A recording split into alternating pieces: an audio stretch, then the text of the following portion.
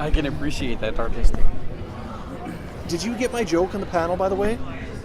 Nobody laughed. I thought it was fucking hilarious. About Lane. When we were doing introductions, he's like, and I'm 6'2", and I'm like, those are two different measurements.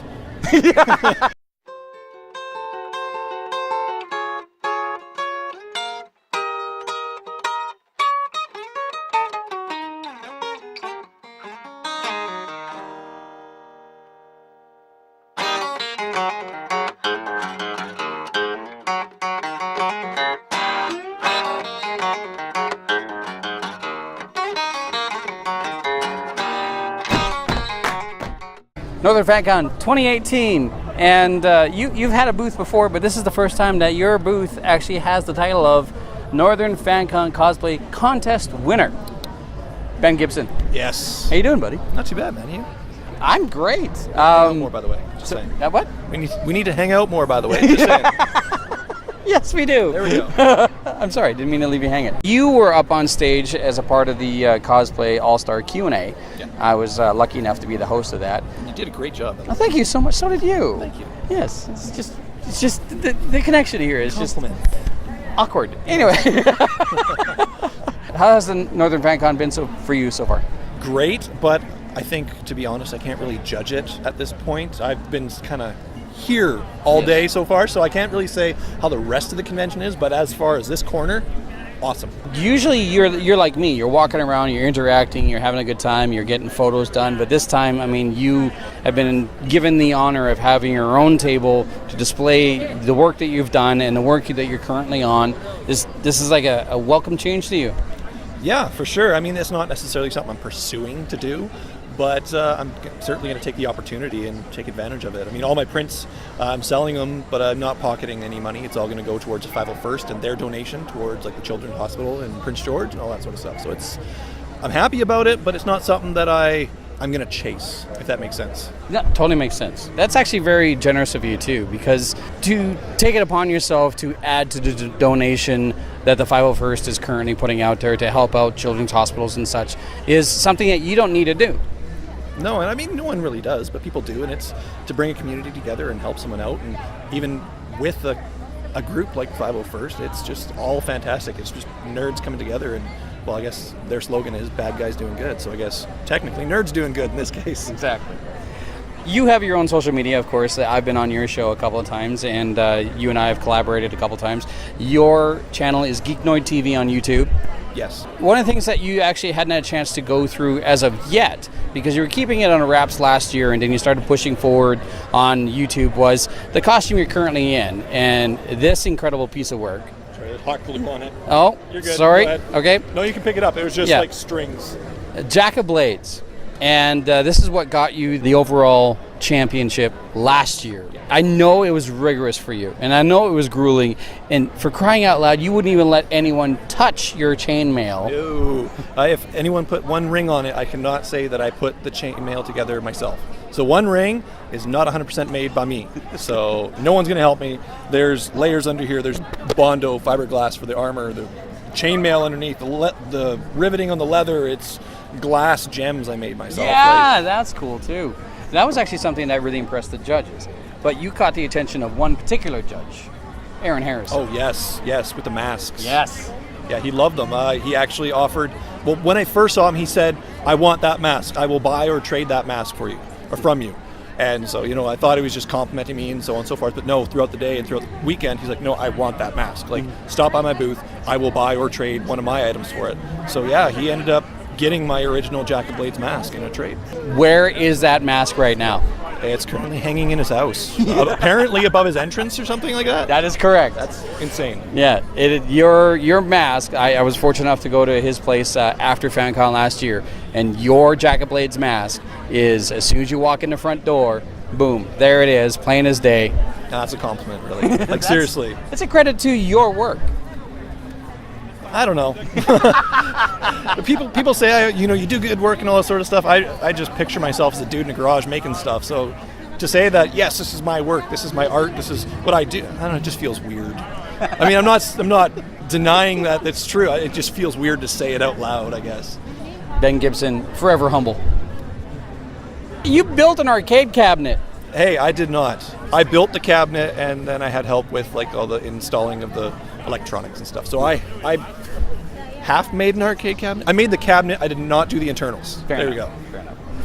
Why should anyone watch you on Geeknoid TV? Because I'm awesome. That's why. No, it's I mean, as of right now, I'm really not doing a lot. You're busy. But after this convention, I'm certainly going to ramp it up. Yeah. I'm starting with filming a cosplay music video from this convention. So all the costumes I see walking around, filming them, going to put some awesome music and put it up there. Do photography work, adventure stuff, just hanging out, and sometimes I have guys like you on my show, which kind of drags the views down. But I mean, hey, you gotta charity work. You're talking, right? So fair trade. What's your next project? Oh God, I don't know. I thought it was going to be 501st costume, but as soon as the convention opened up, I had someone else come up to me, a local business looking for a custom costume for an event of theirs. So it might be something to do with Magic the Gathering, or it might be something to do with Star Wars. We'll find out. Geeknoid TV is where you want to go. Also, you have other social media links? Yes, you can follow me on Benny G Cosplay on Facebook and Instagram, and I also have Geeknoid TV on Instagram as well. I don't know, 46 minutes? Sure, thanks. Cool. 46 minutes. Here 46 minutes. Here we bring it on. Those are two different measurements. I shall sing American Pie 4 times. I'm now sitting with Lane from Alpha Nerd Cosplay. Hello, how's it going? I really appreciate you coming year after year and showing that cosplay can be very simple, very fun, and also very, very intricate with everything you've done in the past. In fact, I remember seeing this guy for the very first cosplay, and it was utterly blown away on how just incredible you looked and how intimidating you freaking were. It is fun. I do definitely like those bigger ones are like more real estate taking up. Yeah. I remember there was a convention where I had a friend that was just, I need to get to this end because this panel's going to end really or start really soon. So I just said, here, walk behind me and just stay behind me. And I put on the scowl and just went, and people parted out of the way. I was like, there, you got you there where you needed to really fast. So, for those of you who are watching, where can someone find you on social media, and why should they follow you and watch your videos? I mostly use Facebook and Instagram, and it's Alpha Nerd Cosplay on both those ones. Yeah. I also have a website, alphanerdcosplay.com, that has all the other links. In terms of why they should follow me, it's like, hopefully I'm interesting. I don't know. I try to answer any questions that anyone messages me. I try to, occasionally put up differences of like photo shoots or even tutorials. I did like a random 60-second tutorial video just kind of as a gag, and now everyone wants me to do a ton of those where I'm just cramming how do you make a sword, and then cram all that into a one single take 60 seconds, which was a challenge but really kind of fun. What got you into cosplay? We just kind of started doing it with friends. Like we were going to go to a convention, we decided, hey, we should dress up, and we did, and it was that was the origin story. We just kind of, it fell in our laps type thing, and then at that point, that's where I realized, there's this, and this is bigger, and there's contests, and there's all kinds of things. We didn't even know at the contest there was a cosplay contest. You're judging these? No, like the very first contest convention that we went to, where I was dressed up, I was like, there's a contest, you should sign up. I'm like, all right, sure. What do I have to do? I guess here's Otherworld from here's music, and then it's like, you won Best in Show. All right, maybe I should keep doing this a little bit. Neat. What are your thoughts on the conversation that to do cosplay you actually have to go all in as opposed to purchasing elements and not creating things yourself? That's the hot lie of garbage, really. I mean, I have a Guzma where I legit just went to Old Navy, bought a hoodie, and all right, cool, let's cut and add some stuff, and I have friends that will buy things off AliExpress, and it's play, it's costume play. It's not a matter of you have to do this and have to do this. It might be a bit different if you have like a craftsmanship contest or something like that, where it's we're going to judge you on your craft. But I also have a lot of other contests where, hey, we're judging you on your performance. We don't care if you bought your costume. We're judging that. So it's just a bunch of nerds dressing up and having fun. So yeah, anyone that says that, you're wrong. And I'll find you. Gordon Ramsay shows up. Yeah. You're wrong. I got 2 pieces. Come here. I got 2 pieces of bread. I really got to work on my accent more. I got to take like voice acting classes. Like, how do I do an angry Scottish British accent? Exactly. I can't drink that much alcohol. Yeah, no, that would start, yeah. Who do you usually work with? You are generally side by side with other cosplayers. I don't really usually work with any one person. There's different costumes where it's different friends that are working with it, and it's just, hey, we should do that. Okay, cool. Or even a lot of times it's just, you meet up at a convention and someone's wearing the same thing, like, you're in Hawk and they're wearing Meredith and you're both from the same game and you're villains. So you start posing together and then you get to know each other, and then you decide, hey, we're all going to be at this next convention. Why don't we try to wear these at the same day? And it's I don't really build the costumes with people as much. The Alucard was a bit of an exception, but yeah, all the other ones are pretty much, I just build it and then you meet people and there you go. So being a part of conventions and cosplay actually helps to connect and also creates a strong, friendly community. Oh, absolutely. We're all kind of doing the same sort of thing. It's a lot of, people that sometimes are, more on the socially awkward side. Something's beeping. Yeah. Something's going to go off in a minute. Is it me? It's good to see because, you do have a lot of people that tend to be a lot more introverted that are in this hobby. I'm kind of on the opposite side of that, but, it's still good to see just all these people come together with a passion over a movie or a comic or a game or a series of beeps. Don't know what that is. Bing! The train will arrive in 8 minutes. Where can someone find you other than Facebook? Instagram, I usually do a lot of. I haven't been on YouTube in a while, but I might get more into that. My website has all the links. If you come to Edmonton, just shout my name really loud and I'll probably show up. I don't know if I'll give you the, my address is redacted. Start at one side of the mall, go from there. Yeah, no, Facebook, Instagram are definitely the biggest platforms I do for the most part. Thanks, Lane. Awesome, thanks very much. Just recently wrapped up the cosplayer Q&A.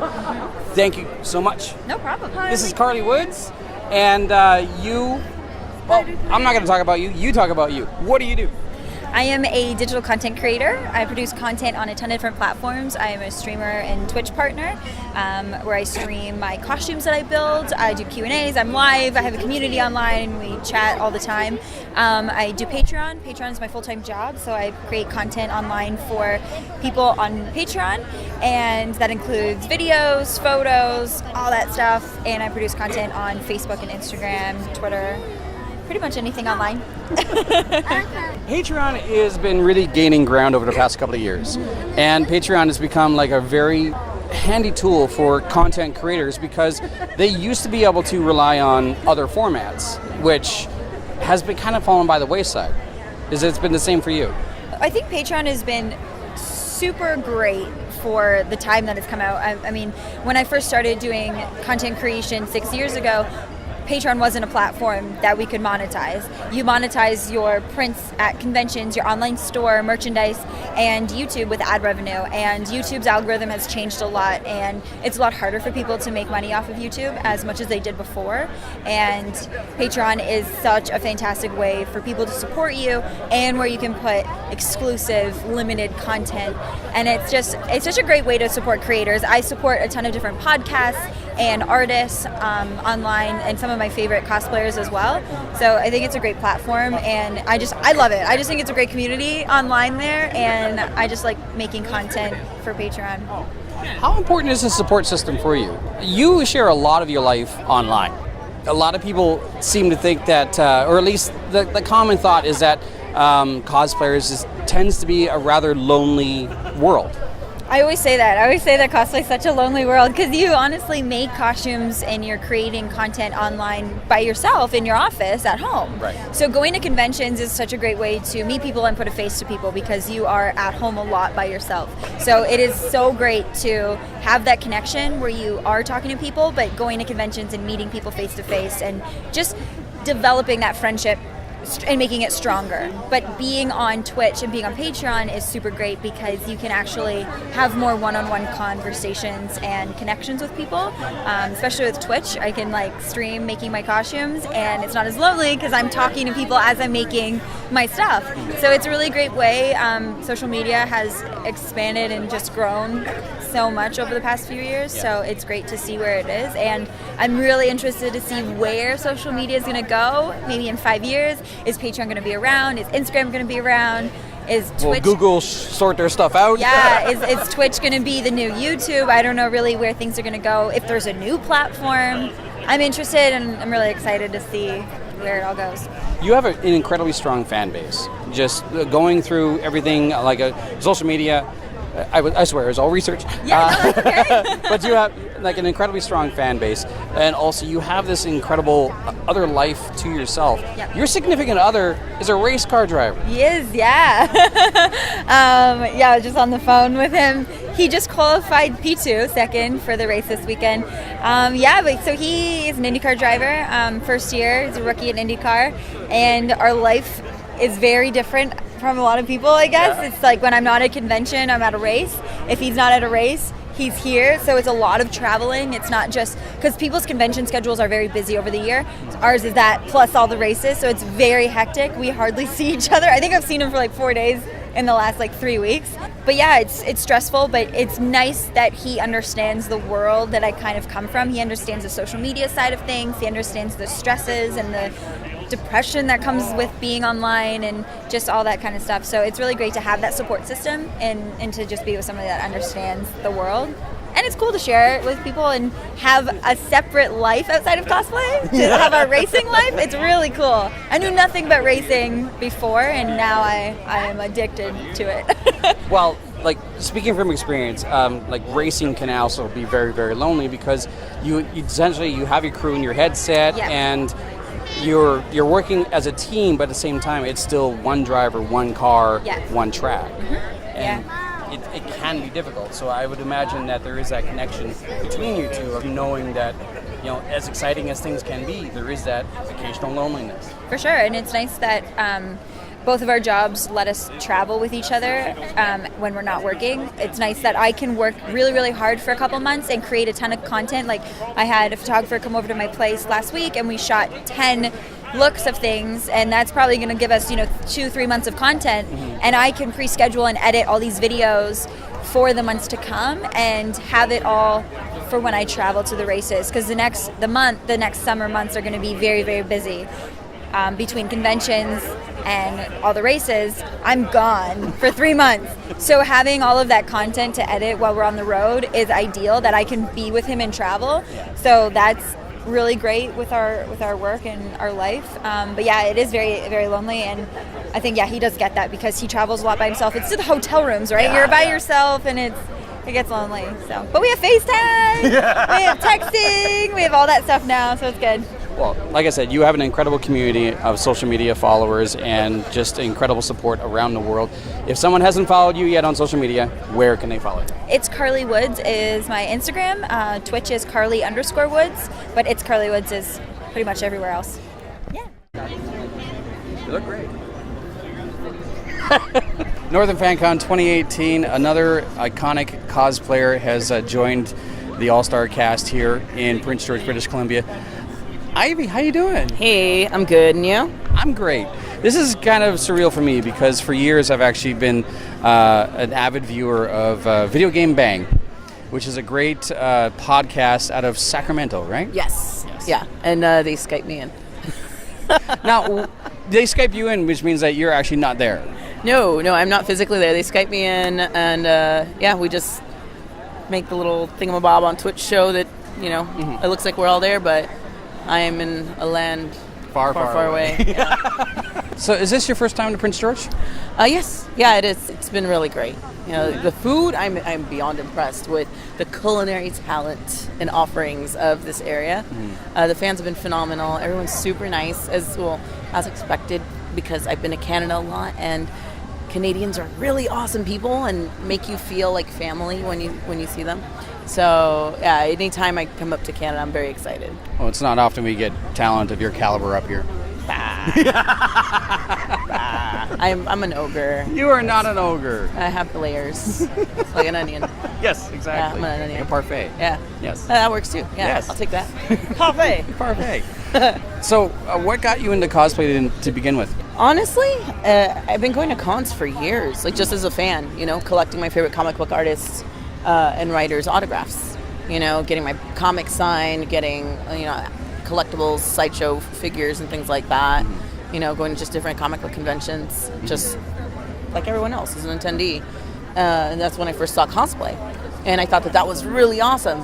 I really want to do that too, Like, why not celebrate your favorite characters? But it was always a thing of just being terrified of it because I didn't want to get picked on or made fun of because of my body type, because it's not the typical type that's generally celebrated or accepted in mass media. I didn't do it until 6 years ago at San Diego Comic-Con 2012 when I finally said, you know what, I'm going to go ahead and make a costume. I'm going to go around and just walk the floor and hang out with friends, and let's see what happens. And it was such a wonderful experience and positive response, where and it was a Star Trek red shirt.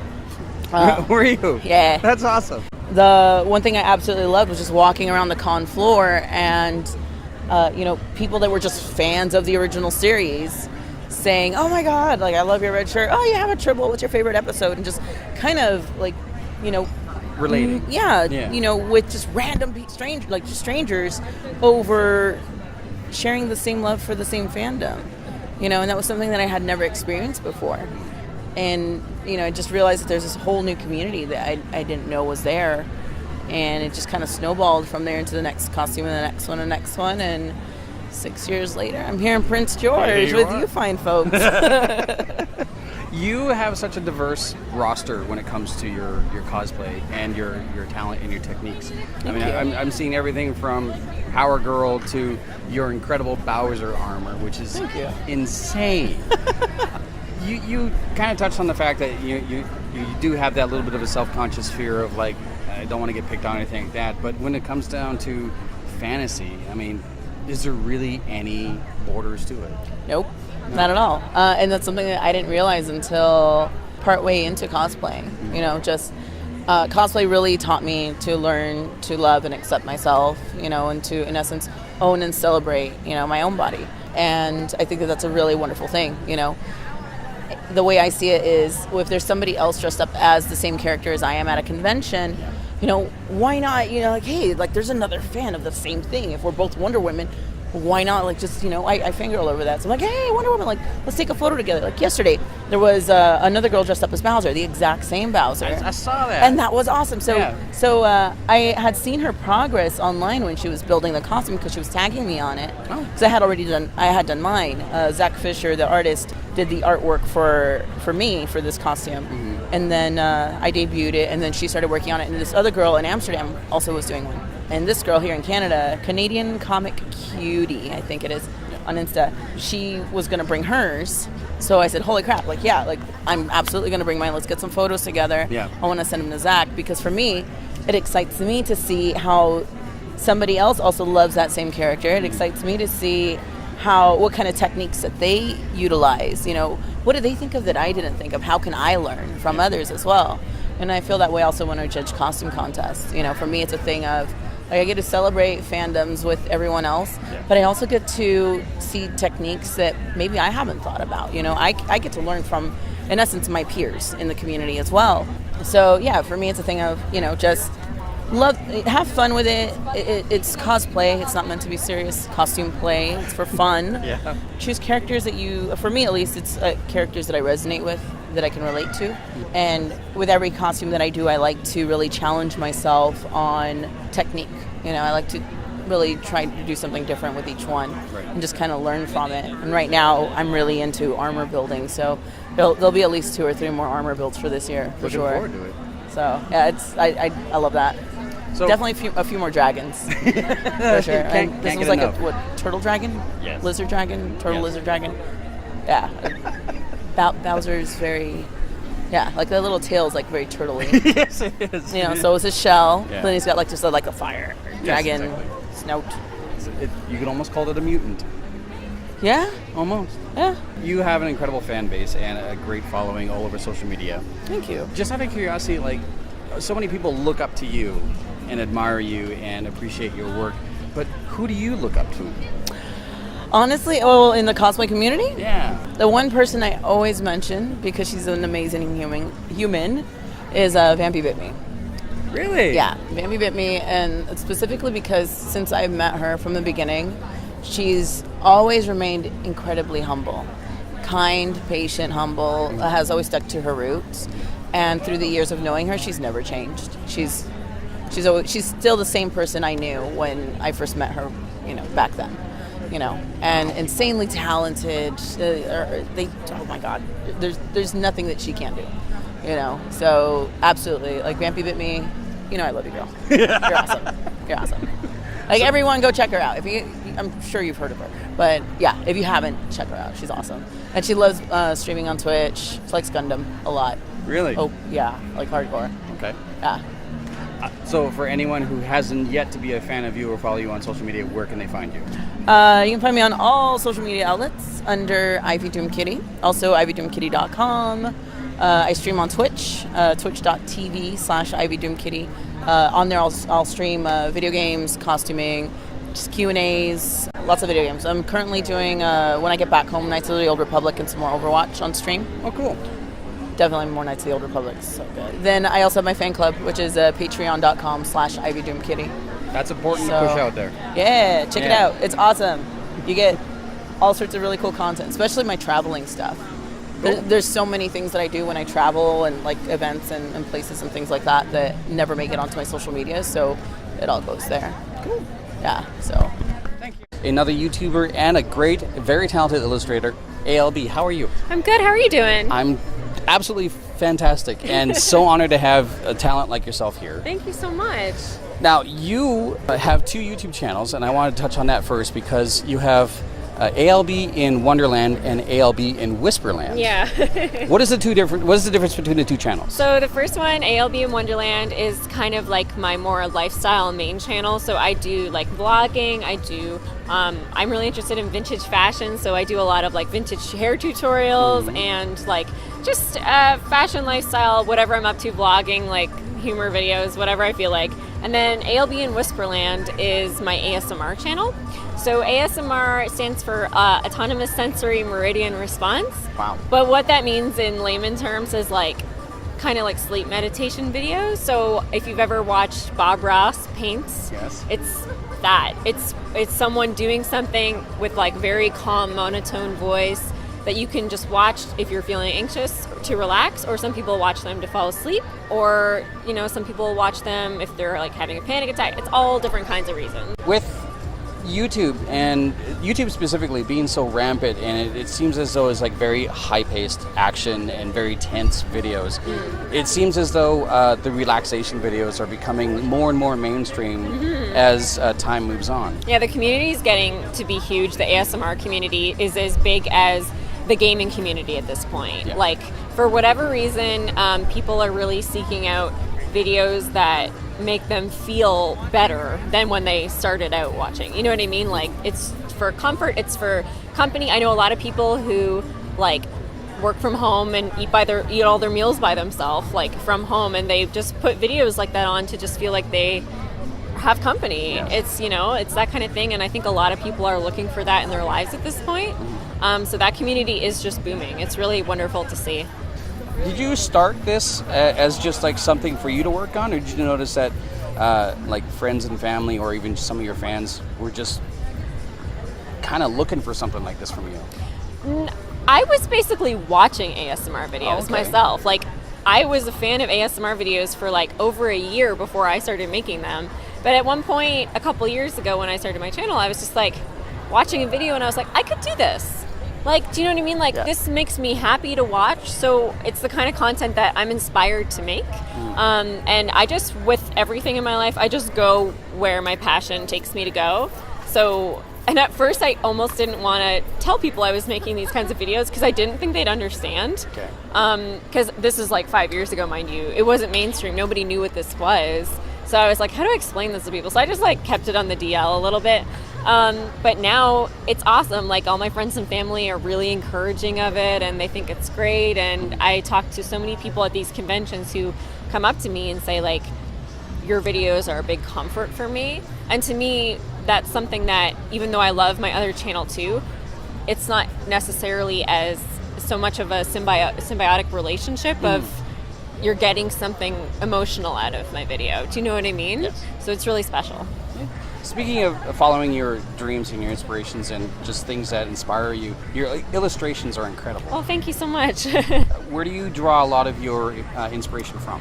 Pretty much all of my inspiration for everything I draw is very polarized, because a lot of what I bring to cons is very much the stuff that matches my physical branding. It's very cute. It's very all inspired by, I love like 50s, 60s, and 70s children's packaging, like you know, old like cartoony toys and like 80s toys. I love that.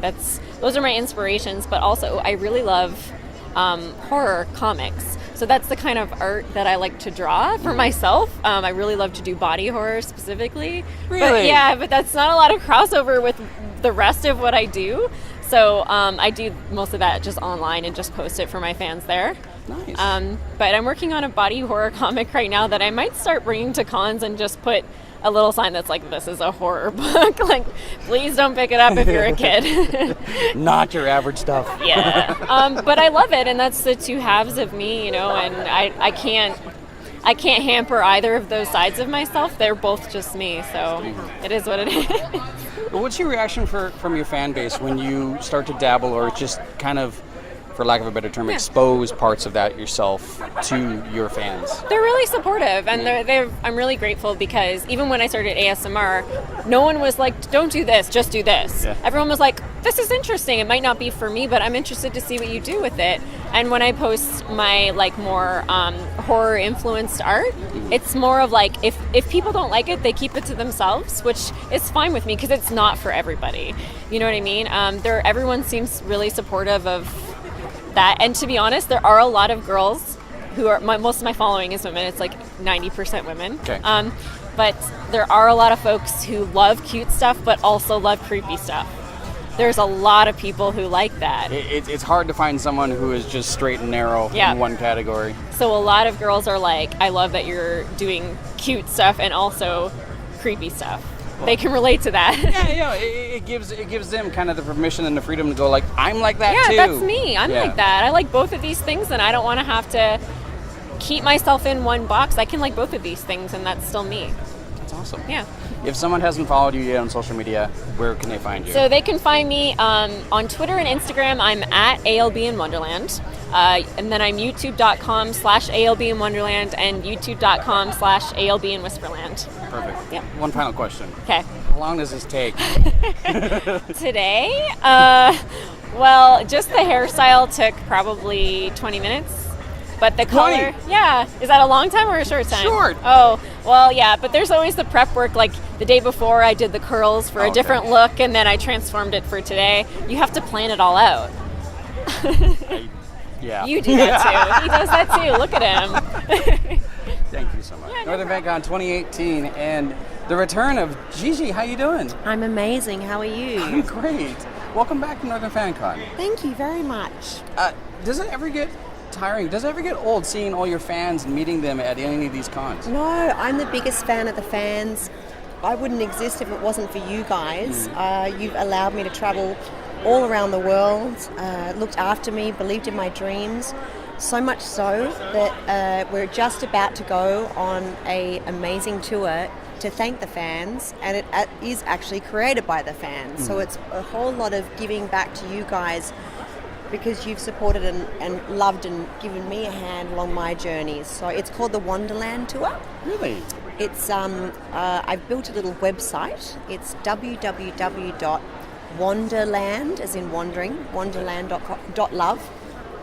And on there it has all our tour dates. We're going to San Diego, Australia, Martha's Vineyard, Connecticut, Houston, Little Rock, New Orleans, Toronto, maybe Minneapolis, the UK, Atlanta, Hollywood, and Vegas, and I think there's a few more that I'm missing out as well. So check out the website, and if you have any ideas of where else you want us to play, or if you want to come and join us, we'd really love to see you there. That's awesome. That's incredible. It's very special.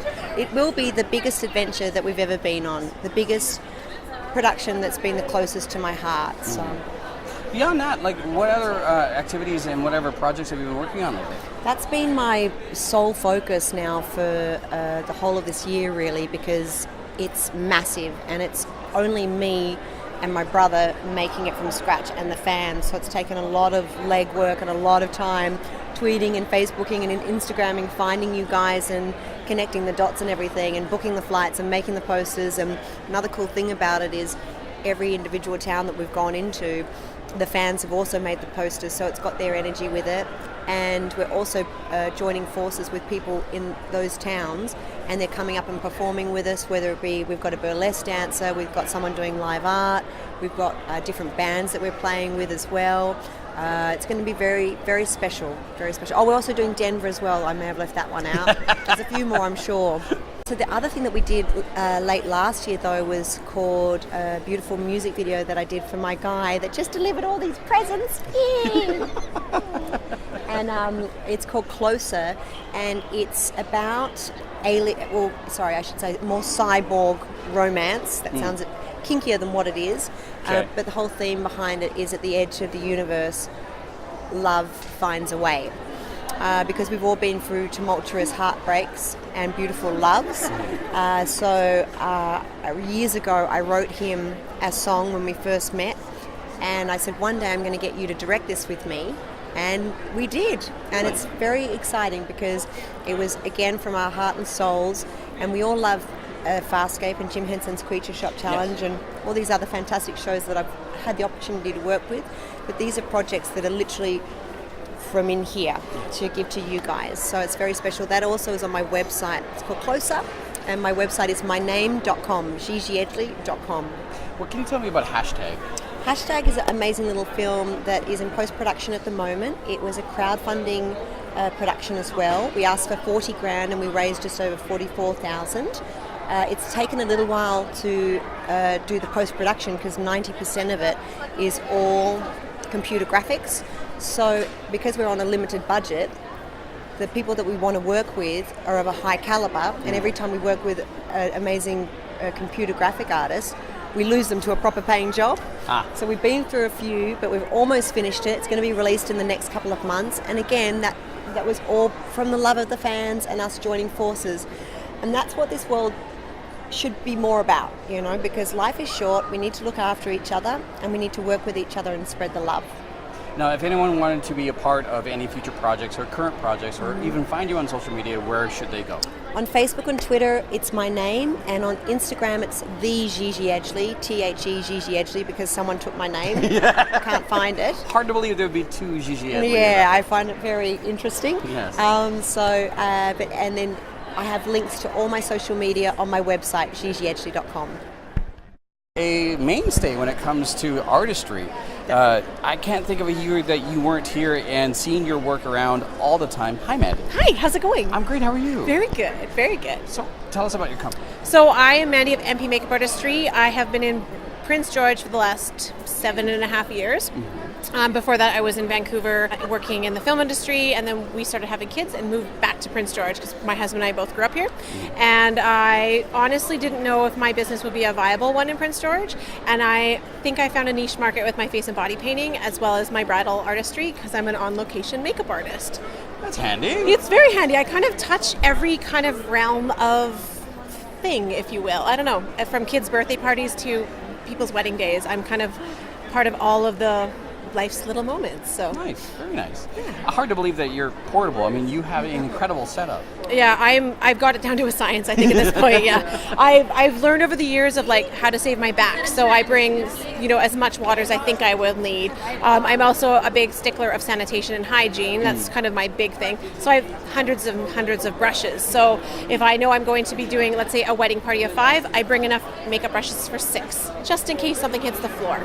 Gotcha. Yeah, and then face painting, I am a one brush, one sponge artist. So I wash the brushes between every face. I'm really concerned about cross-contamination. Oh. And I do not want to be the makeup artist that maybe has given someone pink eye. I don't want that to ever be part of my world. Yeah. What got you into makeup and just artistry in general? So I have a degree in art and design. I went to school in the Kootenays eons ago, and I was actually in a really bad car accident in about 2000, and I actually died in the car accident, and they used the defibrillator and brought me back, and I had an amazing counselor who helped me kind of work through my things, if you will. And I figured out that I knew that when I did my makeup, I felt way better.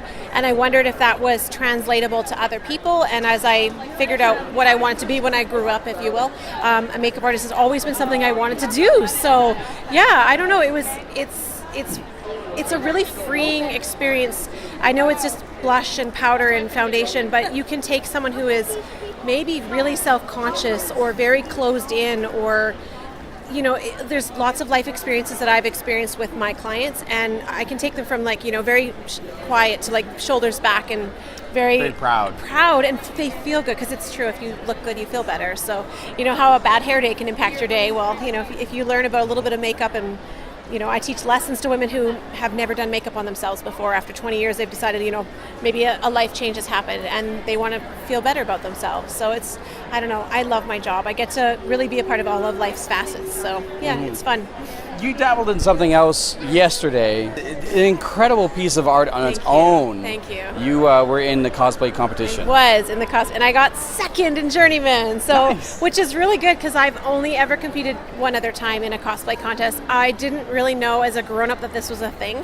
I thought it was something that I'm 39, so I'm essentially an old cosplayer, and I'm not the typical female cosplayer. I am usually covered from neck to toe. I'm not the feminine assets aren't all out there for everyone to see. Scantily clad battle armor. I'm not a scantily clad battle armor kind of girl.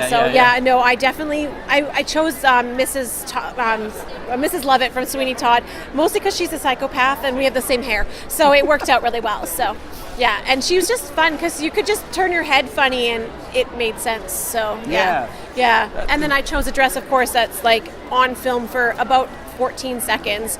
And so some people didn't quite get it at first, and then when I would say who I was, they'd be like, oh yeah, right, the dream sequence. And I'm like, yeah, exactly. So if you knew the movie, you knew what I was. So. That's incredible. I think the nice touch was the buns. The meat pies. the meat pies, yeah. And it was I wasn't going to do it, and then I was like, okay, I'm going to hand each of the judges a meat pie, and we'll go from there. And I knew I had to blow one up, because she does that quite a bit, because she makes the worst pies in London. So, right. But they got better once they added some human to them. So, It's the personal touch. It's a personal touch, exactly. And I think that's what I've taken away from watching other cosplayers, is that it's those little nuances or little quirks that not necessarily make someone win, but it gives someone an edge on stage. So, and it's not that I went in to win, because I was up against really amazing cosplayers and who are really experienced, who've done it for years. And I'm like, this is my second time doing this, and I'm just going to strut my stuff. But I spent 80-ish hours on my costume, and I was not even going to compete it. And then a few of my friends who are cosplayers were like, you have to just get up there and just do it. And I'm like, okay. And then because I do commission work for costuming, I had to go into Journeyman, so I wasn't considered a novice at all. So I had to be in a harder category, and it was terrifying. And now that I've placed, I now have to be in Masters. So if I ever compete again, I have to be in Masters, which is terrifying. So I don't know, we'll go from there. Well, congratulations. I mean, second place is incredible. I was shocked that I got second, to be honest. I was like, oh no, you made a mistake. Yeah, probably, but don't take it back, because I want to keep it. So, yeah. So if anyone wanted to know anything more about what you do and the artistry that you make and all the makeup and whatnot, where do they find you? So I'm on Facebook in a couple places. You can find me at MP Makeup Artistry, Prince George, BC on Facebook, or Mandy Does Cosplay is my cosplay page, because I was encouraged to make a cosplay page, so yes. I did that.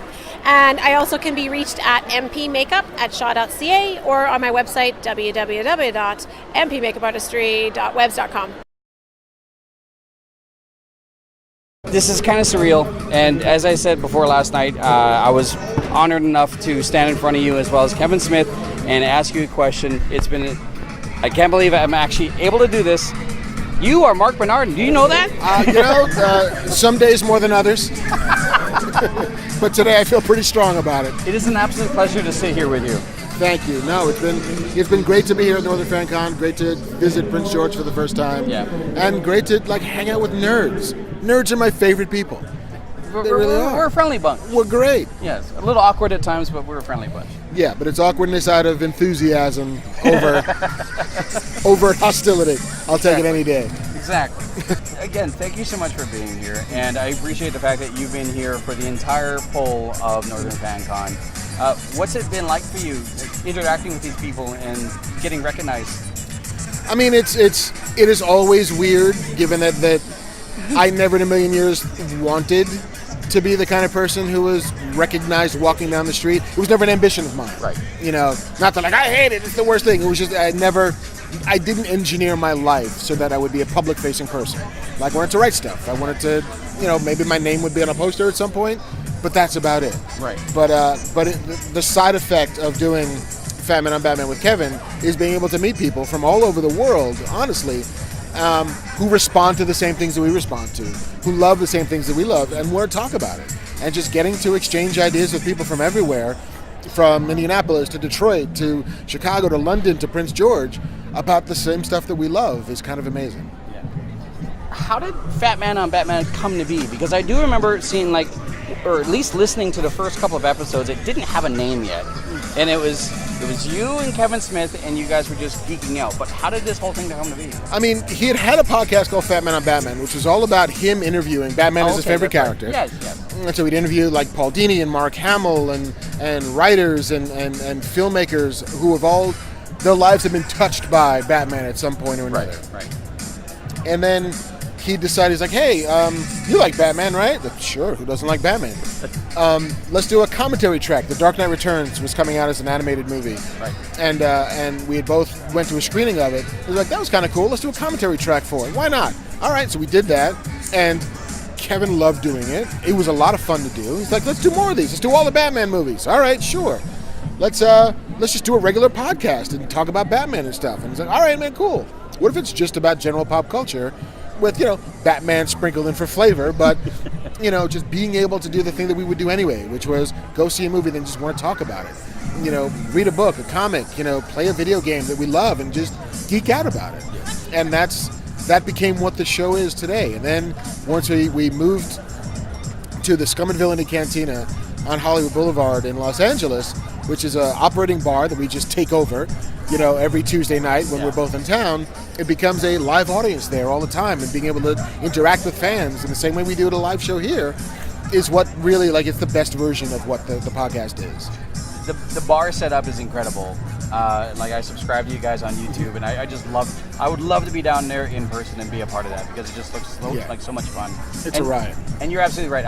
I am mistaken. It started off as Fat Man on Batman, where Kevin Smith had special guests. Right. And then your guys' chemistry just worked. Yeah, he just started to have fun with it. Yeah. And I think that part of the juice for him is being able to share his enthusiasm for the same stuff with somebody else who comes at it from a similar, if not identical, perspective. We're both coming at it from a place of love, but I tend to come at it from the occasional bad cop who loves a thing, where he's a good cop who wants the best for you. Yeah. Now, you have your credits above you right here, and there's one omission I do happen to notice, and that is you, among other things, have written for many different companies, including Playboy. Indeed, yeah. I spent 18 months working for Playboy. Yes. In the boob mines. The mindset of someone to not only create works of fiction. You have a comic book, The Highwaymen, that was a series that you wrote and has since been picked up. Yeah, I mean, yes. I co-wrote it with a guy named Adam Freeman, who I've known since I was 11 years old. Yes. And we pitched it to DC back when we pitched to Wildstorm back when it was a subsidiary of DC, and they said, yeah, we'll do it, we'll publish it. We like the idea, we think it's got legs. It was our very first work ever for a big two publisher, for Marvel or DC, and at the time it was all right. They were going to publish the book. It was not going to be creator owned. It was going to be work for hire. So they would control all of the rights, and we would get paid to write it. And should anything happen wondrous, like we're making a feature film, there's a slight participation we get, but they're not buying our comic book. Because it's already been sold. It's already been sold. It already belongs to DC and Warner Brothers. So, just the idea that they're going to make a movie, potentially, maybe, possibly, about the comic book that we wrote is ridiculous and kind of awesome. Yes. It's just, I find it incredible because you have worked for well-established industries and well-established companies, but also have this great creative mind and this talent behind you. Like, has writing always been your passion? I first I'd wanted to be a director when I went to Really? school. After I shifted from a business major because I'm really bad at numbers, and I feel like those things are necessary. Yes. And I wanted to be a filmmaker, and this was like the early '90s and the beginning of the independent movie scene, and being a filmmaker felt like it's where I wanted to be. But when I started making student films, the idea of what I saw in my head versus what I could put on film in college, there was a vast gulf between those two things. It was never what I wanted it to be. The only place that it was where I wanted it to be, where it was perfect, was on the page. And so it then became, this is the best version of what I'm doing, is making sure it's the best it can be on the page. And that just led me down, both a journalism path, which is what I was doing for most of my career, and I want to write stuff on the others, the twin poles of my reality. And I was an entertainment journalist for most of that time, so it was always really close to what I wanted. Like I could just see over the fence to like making the kind of stuff that I wanted. But it was always just like hoping that those would not be parallel, but eventually that guy he needs help. all the help. But yeah, it was 20 years spent trying to make those from being parallel to slightly bent towards each other. Right. So as we went further down the path, they would collide. That's so cool. I myself, I'm very much into following my dreams, right? And when I started off as a young child, I wanted to be in radio. That's all I wanted to do. But then the media grew, and there's so many different options out there, and so my interests have expanded so much. You're working on Fat Man and Batman, but that's not your only thing you do. My goodness, you're a busy man. What other projects you got on the go right now? Well, I was just on the writing staff of Castle Rock, the giant J.J. Abrams Stephen King thing, which will come back for a season 2, I'm sure, given how much they spent on season 1. You don't not make a season 2 when you spend that much money. But we'll go back to work on that sort of the end of the fall. And between now and then, it's been freelancing as a journalist a little bit. It's been writing comics a little bit. It's been writing more TV for myself, writing projects for me that eventually I can hopefully share with the world. It's about putting as many irons in as many fires as you can and never knowing when that spark is going to catch. And hopefully this will be a year when I got nothing but sparks. Would you say that's the best advice you could give someone, is always have something on the go, always dabble in just multiple things? It's always being as busy as you can be and being as productive as you can be, and never counting on one thing to be the thing. It's like, here's an idea. How can I make these things execute? How can I work towards the dream that I have? How can I further myself on the path that I want to go down? And doing as much as you can do to get that closer to reality. That's so cool. Do it all. Keep working. I just want to know, what was your reaction and thoughts when the movie started coming up about the things that were filmed here in Prince George? Reindeer Games, Strange Brew, Dreamcatcher. Were you aware of this? I was not aware of Prince George as the shooting location. I've seen all of those movies. Have you? I have. Most recently, I watched Dreamcatcher because being on a Stephen King show, it was part of the research. Just like pick a movie, watch a movie, and so I'll do Dreamcatcher. It's not a good movie. I'm not arguing. It is not Prince George's fault that it's not a good movie. No. But it has also been a minute since I've seen Reindeer Games, so maybe when I'm feeling particularly masochistic, I will dial that up on some streaming service and enjoy the pain. There is a tie-in there. I mean, we are talking about Ben Affleck, and this is Batfleck. It is indeed. Yeah. It's seeing how the man becomes myth. Starting with Reindeer Games. Yes, exactly. The downhill slide from there. If someone hasn't followed you yet on social media, first of all, shame on them. Shame on them. Second of all, where can they find you? Twitter and Instagram are both at Marc Bernardin, MarcBernardin. Facebook, it's Marc Bernardin Official. And anything else, I won't notice. Batman and Batman usually goes on YouTube, Tuesdays? We usually record on Tuesday nights, and it ends up going live on Wednesday or Thursday, depending on how much post needs doing for an episode.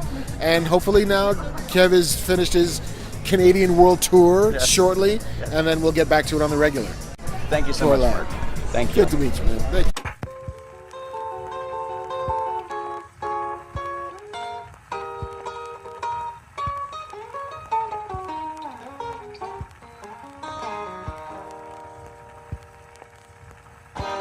Bye.